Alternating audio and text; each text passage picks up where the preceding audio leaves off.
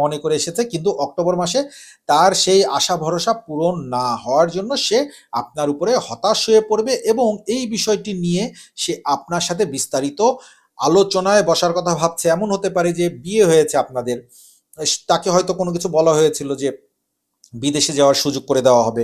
সে পুরুষ মহিলা যেই হোক না কেন, যে আপনাকে বিয়ে করার পরে সে বিদেশে যাবে বা তার বিদেশে যাওয়ার কোনো ব্যবস্থা হবে।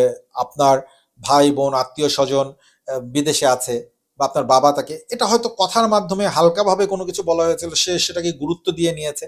এটা নিয়ে আলোচনায় বসবে যে আমি আর কতদিন অপেক্ষা করব।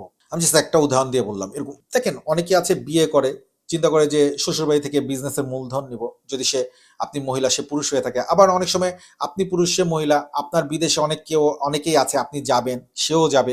বিদেশে যাওয়াটাই টার্গেট থাকে অনেকের, যে আমি বিয়ে করব, বিদেশে যাব। এরকম কারো সাথে আপনার বিয়ে হলে সে এ সময় এসে ধরবে। এছাড়া অন্য যেকোনো কিছুই হতে পারে।